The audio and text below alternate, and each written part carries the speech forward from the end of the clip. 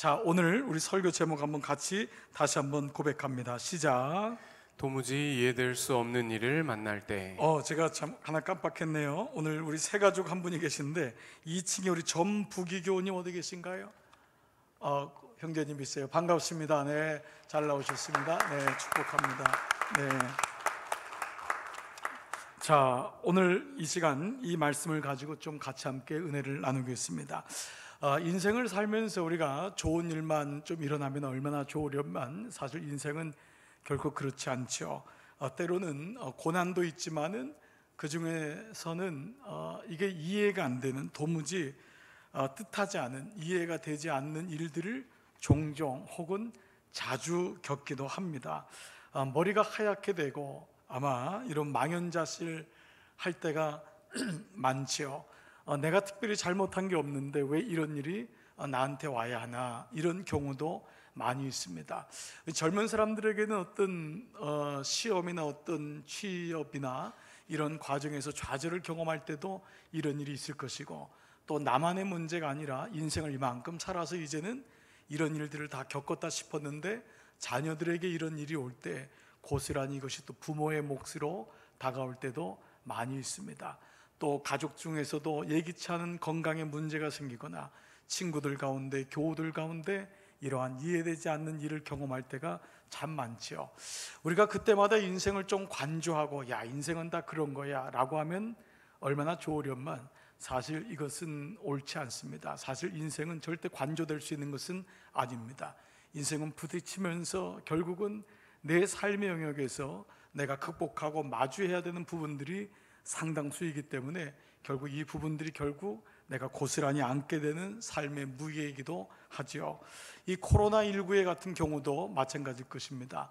여러분, 지난 1년 동안 모든 것이 다 멈춰져 있고 자영업을 하시는 분이나 또 기업을 하시는 분 얼마나 어렵습니까? 우리 교회는 아직 직접적으로 우리 직계 가족에는 영향이 없지만 아마 여러분 친척 중에서 이번 코로나로 인하여서 생사를 달리하신 분도 있을 것입니다. 이렇듯이 예기치 않은 사건을 경험할 때가 많죠.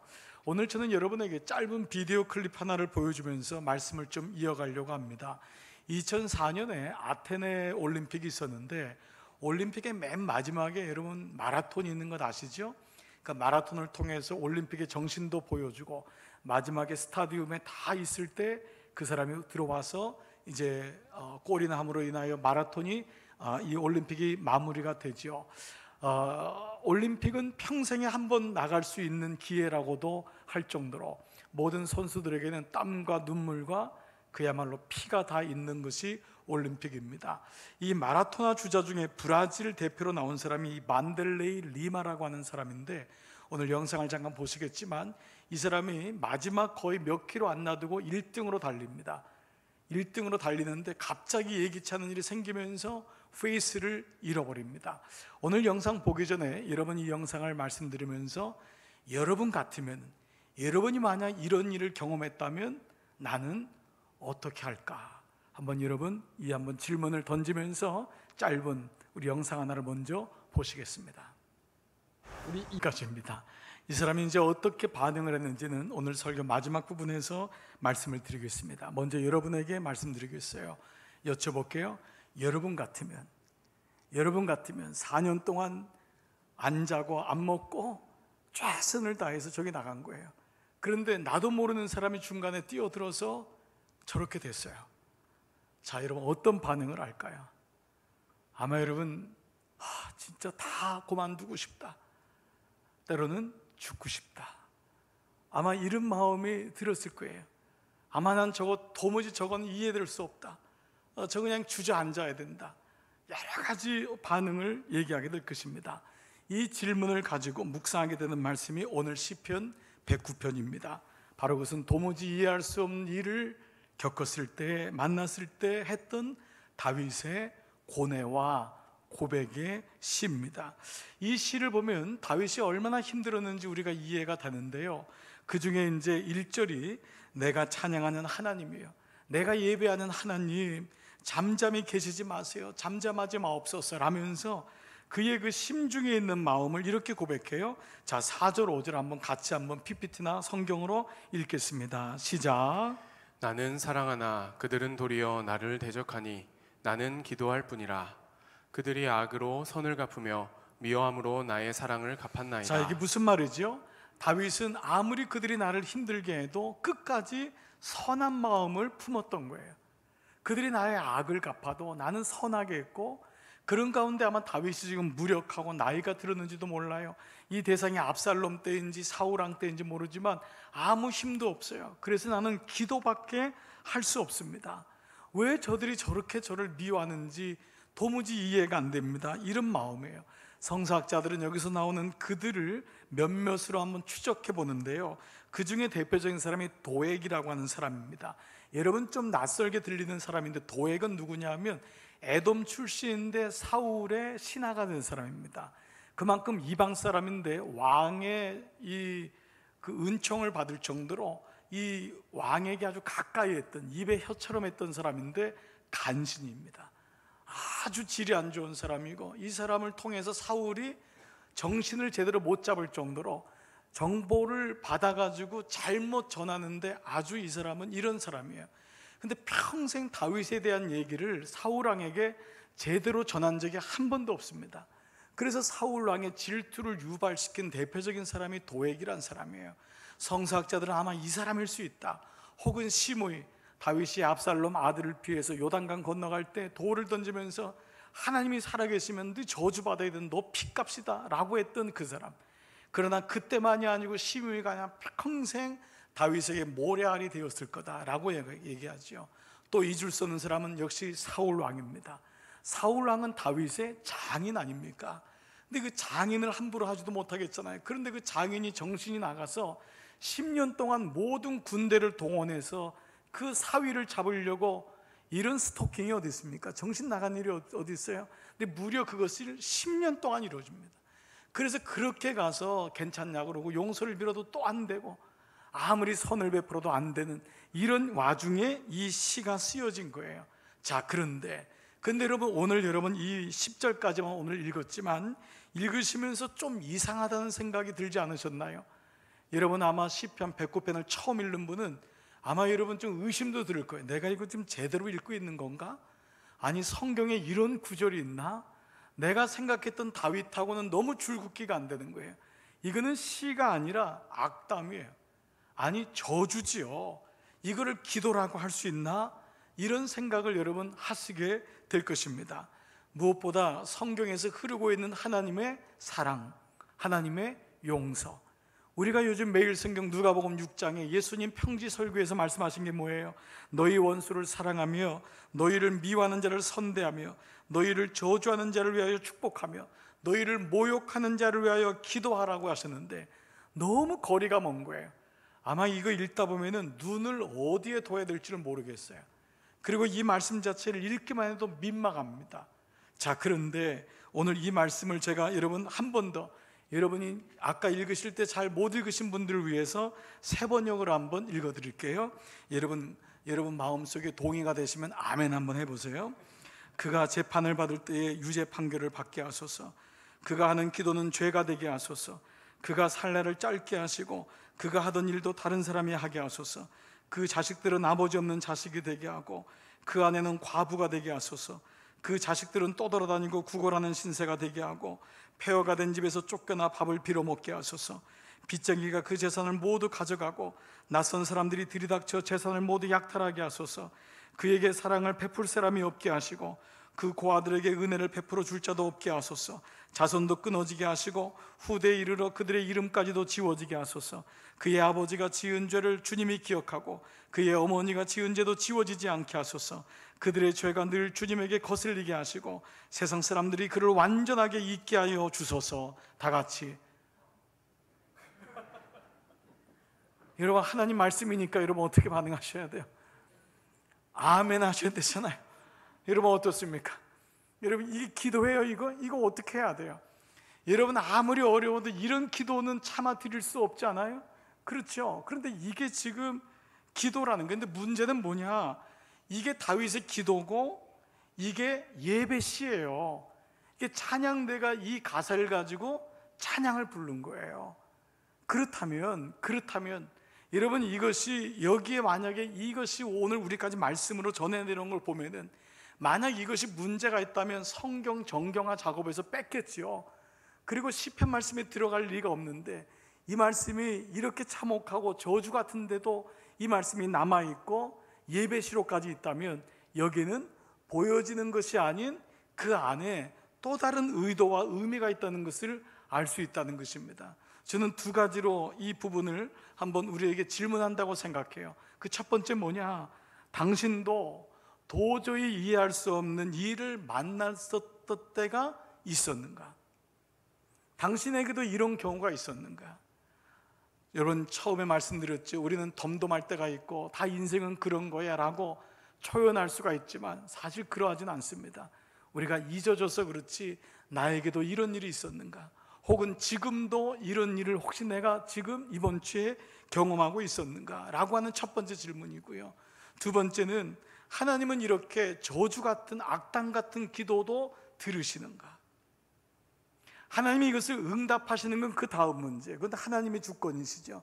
그러나 이 기도도 하나님이 들으시는가?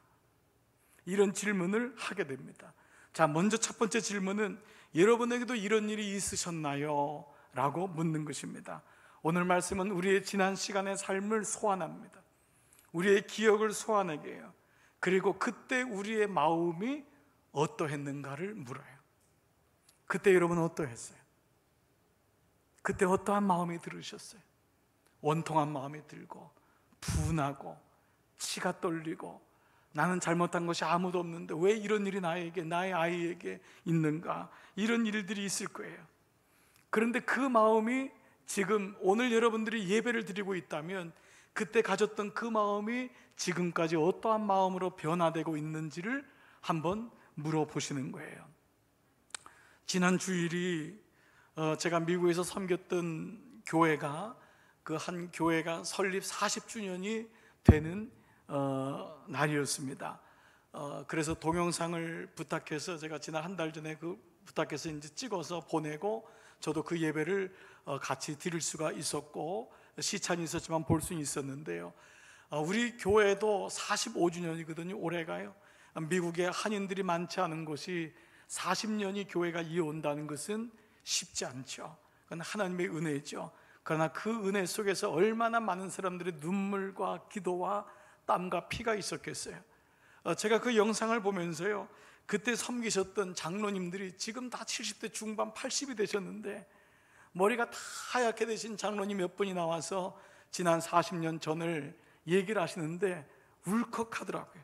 몇 번을 마음속에 울컥했어요. 근데 그분들이 말씀하시는 게 카메라 앞이니까 누가 보니까 하는 얘기가 아니라 진짜 그 마음속에서 있는 그 마음을 얘기를 하시는 거예요. 그 감사의 마음, 지난 시간에 대한 짧은 시간이지만 고마웠던 시간들, 이걸 얘기를 하더라고요. 그래서 제가 참 많은 것을 깨달았어요. 인생에는 한 해 한 해 나이가 먹는 것 같지만 정말 깊은 영성과 연륜이 꼭 필요하구나. 나이를 그냥 드시는 게 아니구나. 인생에 어른이 있다는 것, 자기의 인생을 지난 시간을 돌아볼 수 있다는 것은 하나님의 은혜구나 라는 것을 깨닫게 되었어요. 제가 그때 그 교회를 부임했을 때가 만 39살이었습니다. 약관 39살. 사실 얼마나 미숙합니까? 그런데 그 미숙한 저를 장로님들이 귀하게 여겨주시고 함께 사역하면서 어려웠던 교회가 회복이 되고 하나님께서 부흥을 주셨어요. 그러나 교회가 작다고 해서 문제가 없고 크다고 해서 좋은 건 아닙니다. 큰 만큼 또 여러 가지 문제가 있더라고요. 성전이 비좁아져서 성전을 건축하기로 작정을 하고 계획을 했지만은 그것이 정말 어렵더라고요. 여러분, 성전 건축 우리도 경험해 봤잖아요. 얼마나 어려운 일이 많이 옵니까? 정말 별난 일들이 다 오더라고요. 별난 오해가 다 오더라고요. 담임 목사가 뭐 통장을 만들어서 제가 다, 그래서 제가 그때 굉장히 유명해졌어요. 그리고 또 어떤 분이 또 고맙게도 모든 교회에다가 또 투서를 다 했어요. 그래서 제가 전국적으로 유명해지는 그런 또 일도 있었어요. 이런 별로 웃지도 않으시고 감동도 없으시고 그런 일들이 많았어요. 그런데 이 시간을 회상하는 장로님들의 고백이 뭐냐 하면 그 시간을 저랑 고스란히 같이 겪었거든요. 같이 금식하고 어려워하고 그 교회를 위해 중보하고 그런 시간을 겪었는데 메시지가 딱 하나였어요. 감사였어요. 어떻게 그럴 수 있냔 말이에요. 지난 시간에 그 어려움이 있었는데, 모처럼 마이크 앞에 공식적으로 섰는데 정말 얘기할 수 있잖아요. 그런데 그 메시지가 감사예요. 그리고 또 하나 메시지가 앞으로 우리 교회는 비전이 있다, 앞을 내다보는 메시지를 한 거예요. 아니, 지난 시간의 것을 새카맣게 잊어버린 건가? 아니, 나이가 드셔서 기억력이 없으신 건가? 아니잖아요. 다 알고 있을 터인데. 그런데 여러분, 다윗도 오늘 보세요. 다윗도 마찬가지 아니에요. 세상적으로 보면 이 정도 악당과 저주를 하는 사람의 영혼은 거의 회생불능입니다. 여러분, 이 정도면 영혼이 거의 노돌노돌해지는 거예요. 어떻게 이런 악담까지 할 수 있어요? 이건 정상적인 삶을 사는 사람의 고백이 될 수 없어요. 그런데 우리는 알고 있잖아요. 다윗의 이후의 삶을. 하나님이 다윗을 어떻게 만지시고 그의 인생 가운데 어떻게 주님이 되셨는지를 알고 있는 거예요. 여러분, 어떻게 이게 가능할까요? 어떻게 지난 시간 속에 아픔이 있었고 오해가 있었고 그 많은 시련이 있었는데 그것이 감사로 고백될 수 있을까요? 그리고 어떻게 이런 시를 썼던 다윗의 인생 속에 하나님이 그의 주권자가 되셔서 그의 인생을 아름답게 마무리를 할 수 있었을까요? 물론 그의 믿음이겠죠. 당연히 그의 믿음일 것입니다. 요즘 제가 지난주 말씀드린 것처럼 세계보건기구 WHO에서 얘기한 것이 뭐냐 하면 21세기 의학의 가장 위대한 발견은 뇌의 발견이다 라는 얘기를 드렸습니다. 뇌에 대한 얘기들, 관찰들이 많이 일어나서 저도 요즘 최근에는 이 뇌에 대한 이야기들을 많이 좀 책을 좀 보고 좀 이해를 하고 있는데요. 이 최근에는 뇌와 신앙의 관계, 신앙을 가진 사람, 믿음을 가진 사람의 뇌와 그렇지 않은 사람의 뇌가 다르다는 것이 뇌 과학자들에 의해서 발견되고 있어요. 이게 뭐냐 하면 똑같은 문제도 바라보는 시각이 다르고 고난을 겪는 것도 반응하는 것도 다르고 삶을 성찰하는 것이 신앙을 가진 사람과 아닌 사람, 그냥 마음대로 자기 충동적으로 사는 사람들하고 다르다는 것을 보게 됐어요. 그래서 뇌 과학자들이나 정신과 의사 중에는 크리스찬들이 유독 많습니다.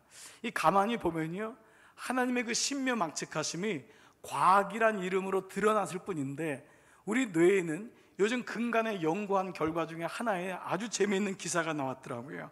어떤 사람이 어떤 사건이나 일을 부닥치게 되면은 뇌에서 작동이 일어나는데 두 가지 영역이 동시에 움직인다는 거예요.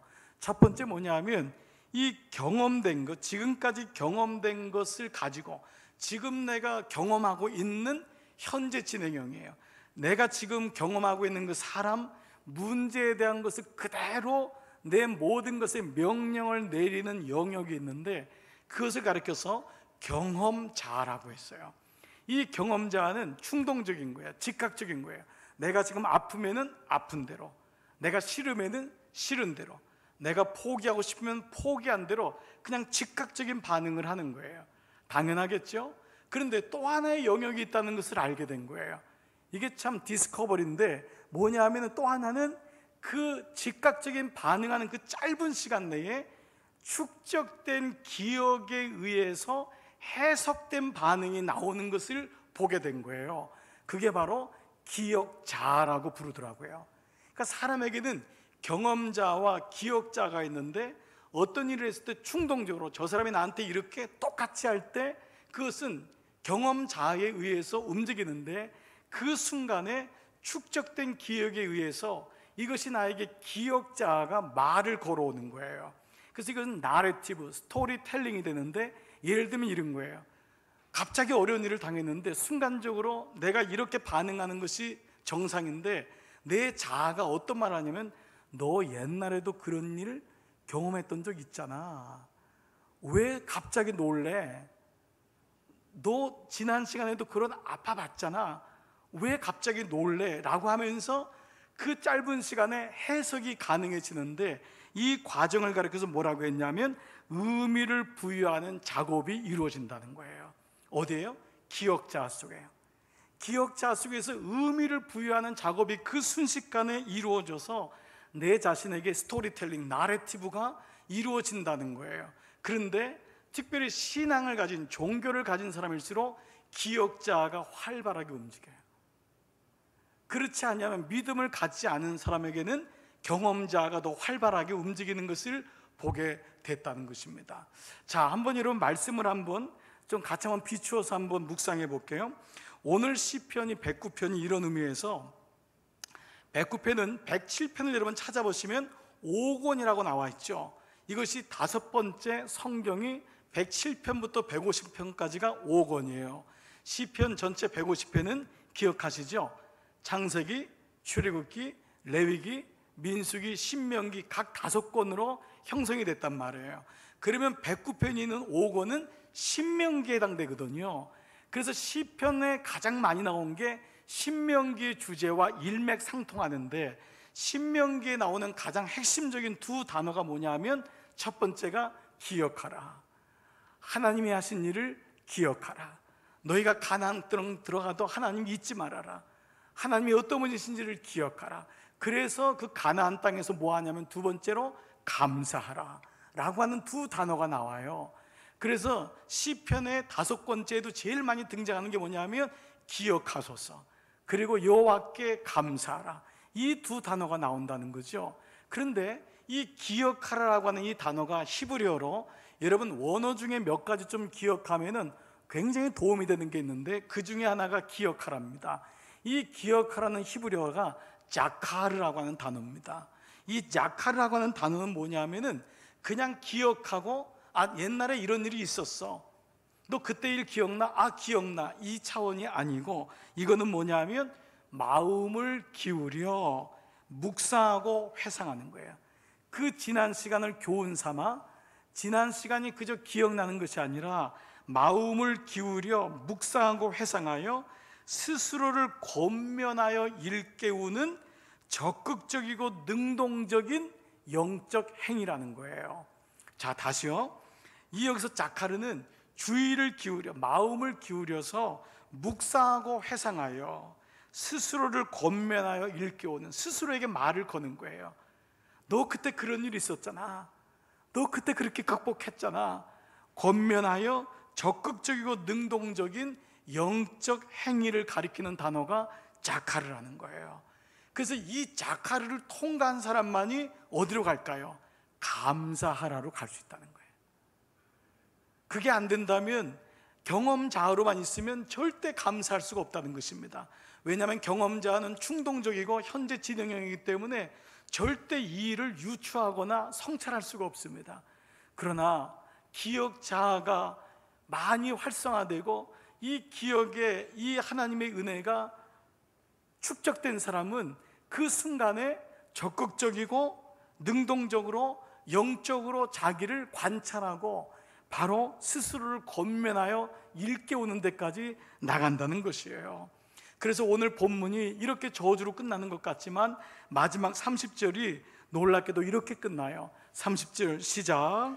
내가 입으로 여호와께 크게 감사하며 많은 사람 중에서 찬송하리이다. 바로 이것이 다윗의 지금은 현재형으로 저주할 수밖에 없고 악담할 수밖에 없는 그의 본질적인 마음, 그게 솔직한 거죠.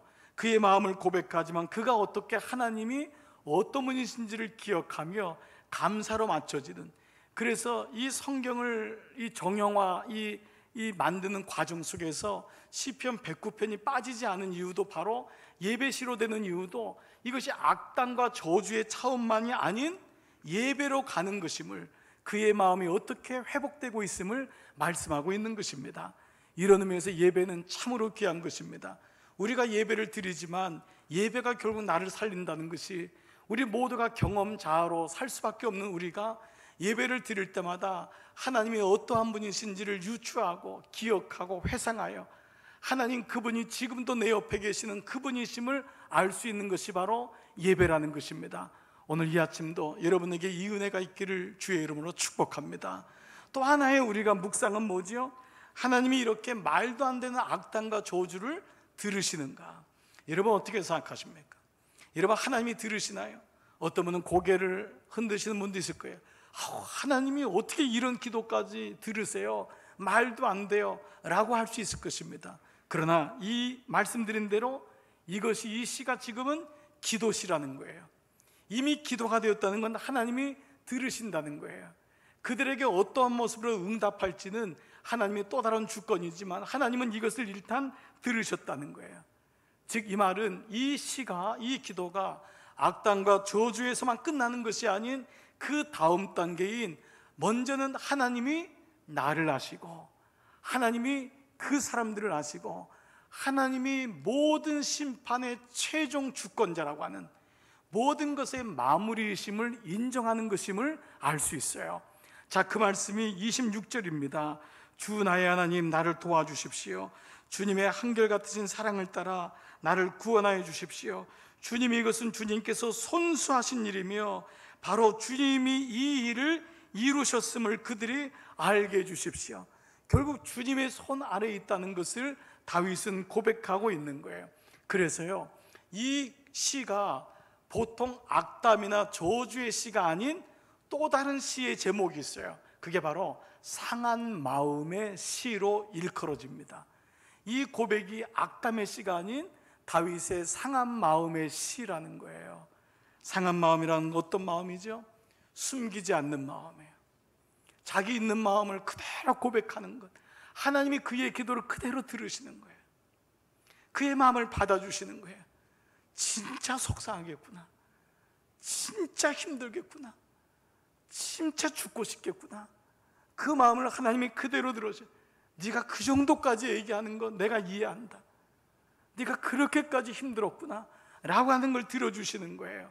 영어로 상한 마음의 broken heart 아니에요. 깨어진 마음, 산산조각낸 마음, 아무리 모으려고 해도 마음이 모아지지 않는 마음, 그리고 변질된 마음, 거절된 마음, 음식이 상해서 먹지 못하는 것처럼 버려진 마음, 이 모든 마음이 낙심된 마음, 이 마음이 바로 상한 마음이에요.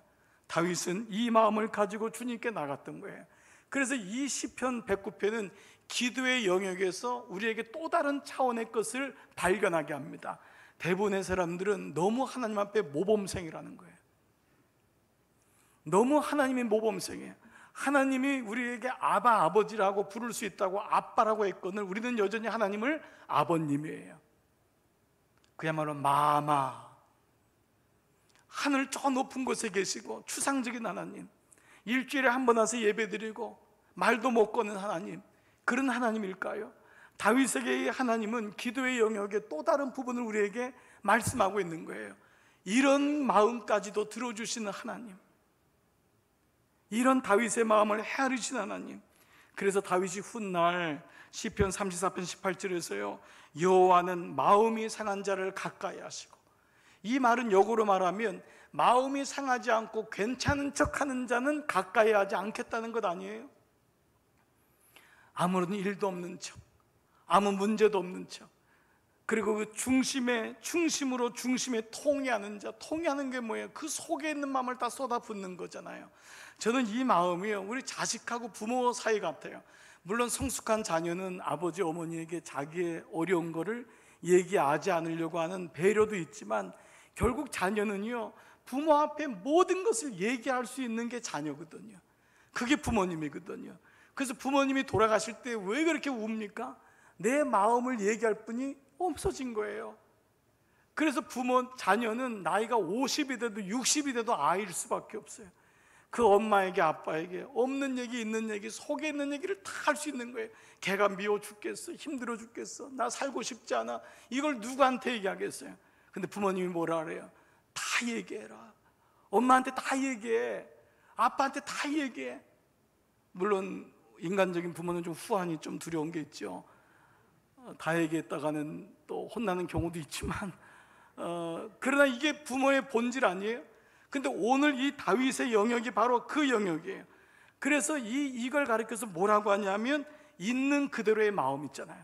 있는 그대로의 마음, 내 마음이 있는 그대로, 감추어진 마음, 교양적인 마음, 품이 있는 마음, 안 그런 척한 마음, 그 마음이 아니라 있는 그대로의 마음, 이 마음을 하나님이 기뻐하신다는 거예요. 그렇다면 이 다윗이 이렇게 있는 그대로 자신의 마음을 다 쏟아 부을 수 있었던 이유는 뭘까요? 딱 한 가지죠. 바로 하나님은 자신의 어떤 마음이라도 다 받아주시는 분. 이게 전제되어 있는 거예요. 여러분에게 하나님은 어떤 분이세요? 이게 오늘 우리가 묵상해야 될 부분이 아닐까요? 나에게 하나님 혹시 종교적인 분 아니세요? 어려우면 잠시 찾다가 저 멀리 계신 하나님, 그분 아닐까요? 내가 어떠한 마음이라도 다 받아주시는 분이 전제되어 있는 것입니다. 다윗에게는 바로 하나님이 그러한 분이셨어요. 이러한 하나님을 믿는 다윗이 너무 부러운 거예요. 그래서 저는 오늘 이 말씀이 사실은 설교자에겐 대단히 설교하기 어려운 본문이에요. 근데 이 말씀을 몇 번 묵상하다가 다윗이 부러워지기 시작했어요. 어느 날 제가 너무 점잖해졌더라고요. 너무 교양이 있어졌더라고요. 하나님 앞에 가서 울지도 못하더라고요. 근데요, 제가 하나님하고 가장 가까웠던 때를 보니까요, 날마다 하나님 앞에 가서 울었던 것 같아요. 하나님 가서 다 마음을 통회하고 막 욕도 하고요. 물론 이 다윗의 고백이 그 사람들에게 들으라는 게 아니에요. 이게 기도거든요. 하나님과의 관계예요.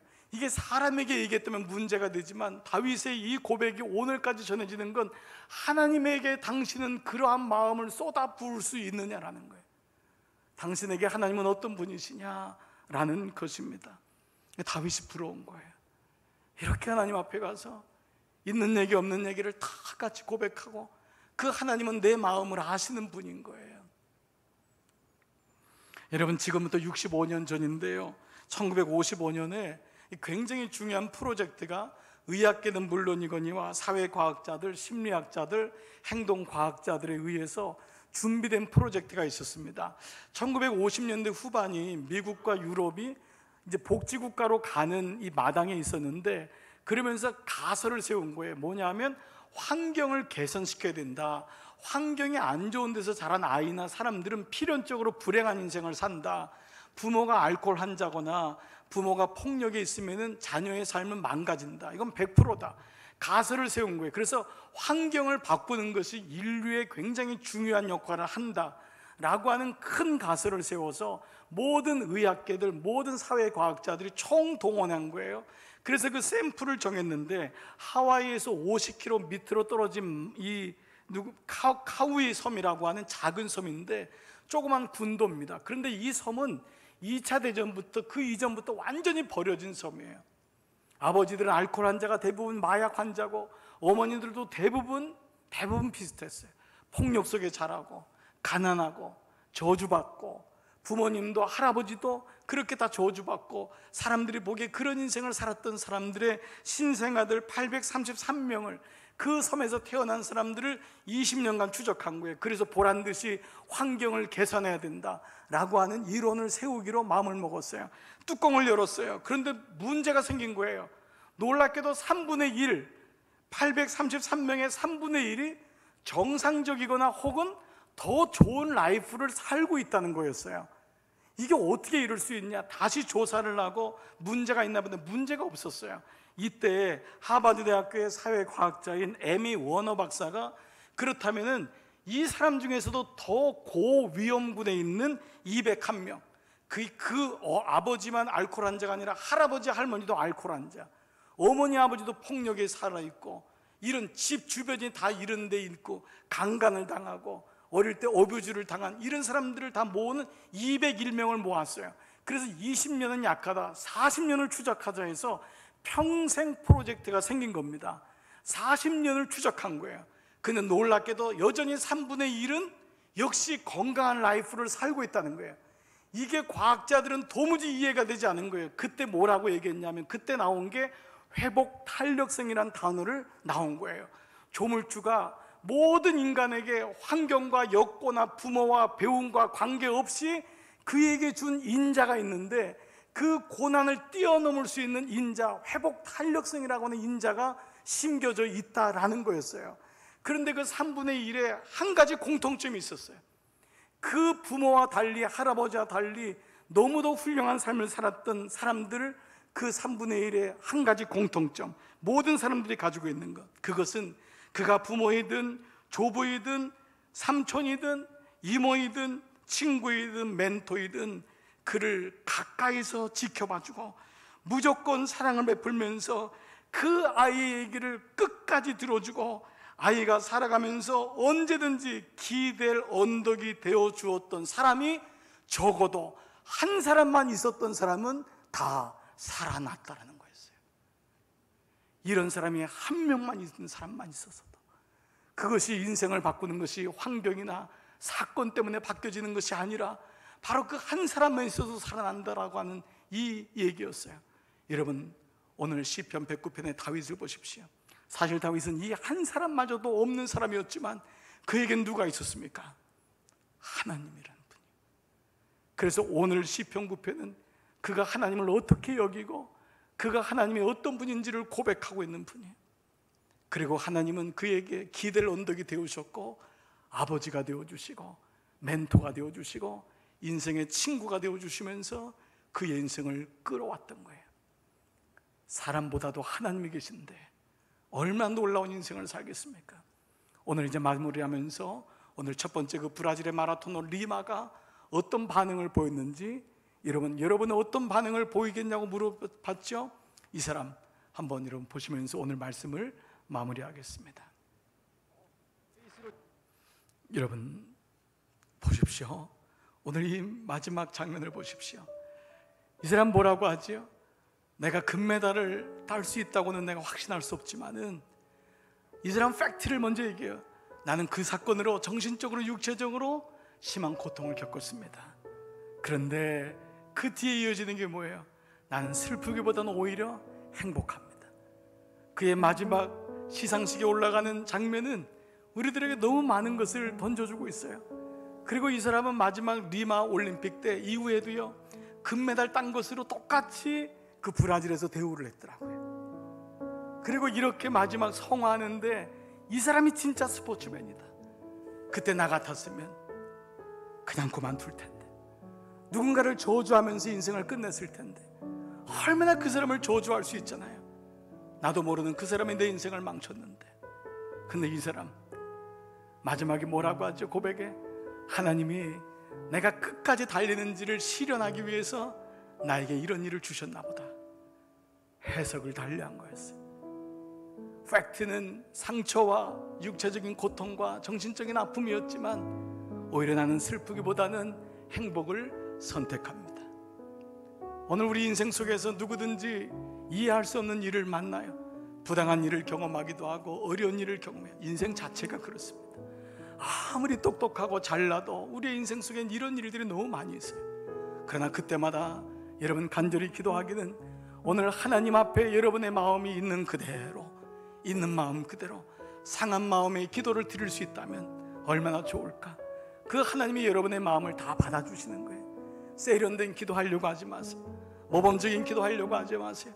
하나님 앞에 무슨 주어가 필요하고 동사가 필요하겠어요? 무슨 어순이 필요하겠어요? 그냥 하나님 앞에 내 마음을 다 쏟아 부으세요. 마음이 상한 자를 가까이 하시고 그 중심에 통해하는 자를 기뻐하시고 구원하시는도다. 그런데 하나님이 그때 그 마음을 만져가기 시작해요. 하나님이 어떤 문제를 기억하게 하세요. 우리의 뇌 속에 기억의 자아가 떠오르게 하고 하나님을 바라보게 하고 해석하게 하세요. 오늘 예배드리는 여러분, 우리는 어느 때보다도 공고한 때를 지나가고 있고 여러분 삶 가운데 어떤 일이 있는지 저는 모르지만 주님이 여러분의 마음을 아실 것입니다. 상한 마음, 그 마음을 주님께로 가지고 나가시고 그 마음에 날마다 예배자의 마음으로 승리하시기를 주의 이름으로 축복합니다. 오늘 이 은혜가 한 주간 동안 여러분의 인생 속에 끝까지 파이널리 승리하시는 최종의 승리가 여러분에게 있기를 주의 이름으로 축복합니다. 아멘. 여러분 이 시간 다 있는 자리에서 한번 일어나시겠습니다. 우리 함께 고백하겠습니다. 하나님의 사랑을 사모하는 자, 우리 찬양 같이 고백하며 우리 주님 앞에 나가십시다. 하나님의 사랑을 사모하는 자, 하나님의 평안을 바라보는 자, 너의 모든 것 창조하신 우리 주님이 너를 얼마나 사랑하시는지 하나님께 찬양과 겸 하나님의 선하심을 닮아가는 자, 너의 모든 것 창조하신 우리 주님이 너를 자녀 삼으셨네. 하나님 사랑의 눈으로 너를 어느 때나 바라보시고, 하나님인 자 한 그로서 언제나 너에게 기울이시니, 어두움에 밝은 빛을 비춰주시고, 나의 신음에도 응답하시니, 너는 어느 곳에 있든지 주를 향하고 주만 바라볼. 우리 함께 말씀 붙잡고 함께 기도하며 나가시겠습니다. 아버지 감사합니다. 오늘 다윗의 기도가 나의 고백이 되고 기도가 되게 하심을 감사합니다. 힘들고 어려웠던 마음을 주 앞에 고백합니다. 있는 마음 그대로 상한 마음의 기도로 주 앞에 나갑니다. 아버지 한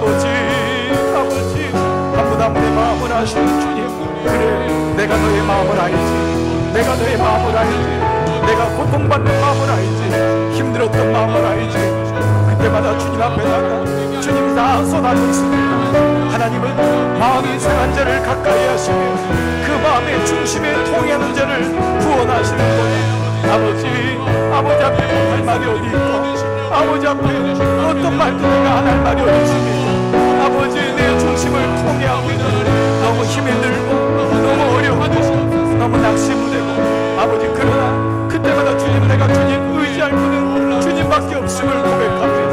내 인생의 기댈 바위가 되시고 내 인생의 유일한 대화자가 되시고 나의 얘기를 가장 끝까지 들어주시며 나의 모든 삶의 주인 되시는 아버지, 주님이 나의 친구시여, 주님이 나의 아버지시여, 주님이 나의 멘토시여, 주님이 나의 전부이심을 고백합니다. 자비로우신 아버지 생각지 못하고 이해할 수 없는 일이 왔을 때 멈춰서지 말게 하시고 일어나게 하소서, 다시 달려가게 하소서. 아버지 멈추고 포기하고 끝났다고 생각하지 말고, 아버지 그때마다 주님 주신 은혜로 일어날 수 있는 아버지의 마음 주시기를 원하고 기도합니다. 오늘 3일 나온 종들을 축복합니다. 상황이 어떻든지 환경이 어떻든지 내가 지금 어떤 일을 경험했든지 무너지지 말아라, 끝났다고 생각하지 말아라. 일어나서 나의 페이스를 찾고 주님을 향해 달려가게 하여 주옵소서. 오늘 이 놀라운 믿음의 은혜가 종들마다 넘치게 하소서.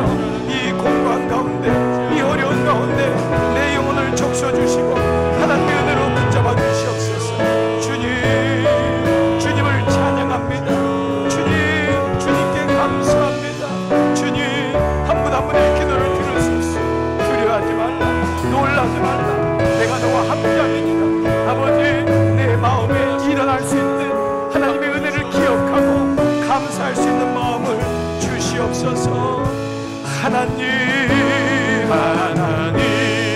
사랑의 눈으로 너를 어느 때나 바라보시고, 하나님인 자 한 그로서 언제나 너에게 기울이시니, 어두움에 밝은 빛을 비춰주시고,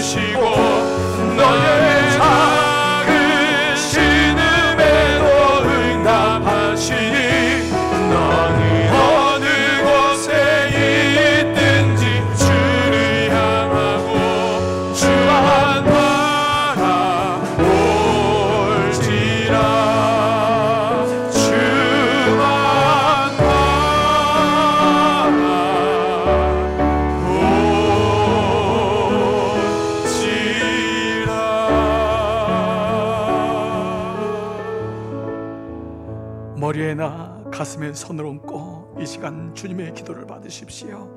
아버지, 오늘 삼배에 나온 사랑하는 종들, 오늘 영상으로 예배하는 종들을 축복합니다. 아버지, 인생에서 때로 이해할 수 없는 일을 만날 때마다 하나님, 우리는 좌절하고 넘어지고 포기하고 죽고 싶을 때가 너무 많습니다. 하나님, 그때마다 내 마음속에 하나님이 계심을, 하나님이 나를 기억하고 내가 하나님을 기억하고 있음을 알게 하셔서 하나님, 오늘 이 아침 사는 종들을 안수하고 축복하오니 주님의 손으로 만져주시고, 주님, 오히려 더 하나님께 더 기대고 하나님, 내 마음을 주 앞에 고백하며, 주님, 나에겐 주님밖에 없습니다. 상한 마음 그대로 가지고 나갑니다.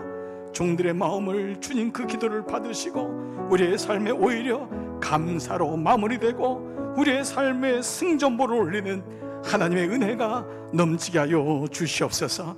눈에 보이는 것, 손에 잡히는 것 때문에 너무 힘들어하지만 말게 하시고 하나님의 신실하심을 보는 사랑하는 종들로 한 분 한 분을 축복하여 주시옵소서. 이 시간 우리의 손을 사랑하는 자녀들과 부모님들, 우리의 형제와 자매들, 하나님 손주들, 우리의 믿음의 형제들을 향하여 이 두 손을 펼치며 그를 위하여 중보합니다. 아버지, 그의 마음이 포기하지 말게 하시고 그의 마음이 일어서게 하시며 그의 마음이 도저히 중간에서 머물러 아버지 삶의 의미를 찾지 못하는 인생 되지 않게 하시고 하나님의 놀라운 사랑으로 그를 품어주시고 안아주시옵소서. 저를 안수하여 주시옵소서. 일어나라, 다시 걸어라, 다시 뛰어라. 주의 음성을 듣고 주님께 감사하는 인생들로 그들을 만져 주시옵소서. 이 시간 우리의 두 손을 주님의 몸된 교회 위에 얹고 주님의 이름으로 축복하며 기도합니다. 몸된 교회 위에 있는 어린아이로부터 어른들까지 한 분 한 분을 붙잡아 주시옵소서. 낭망하고 있습니까? 마음이 너무 힘들어하고 있습니까? 주님, 그 마음을 위로하시고 하늘의 문을 여시고 말씀하여 주시옵소서. 이제는 성부와 성자와 성령의 은총이 머릿속의 모든 종들 위에 이제로부터 영원토록 함께 하시기를 간절히 축원하옵나이다. 아멘.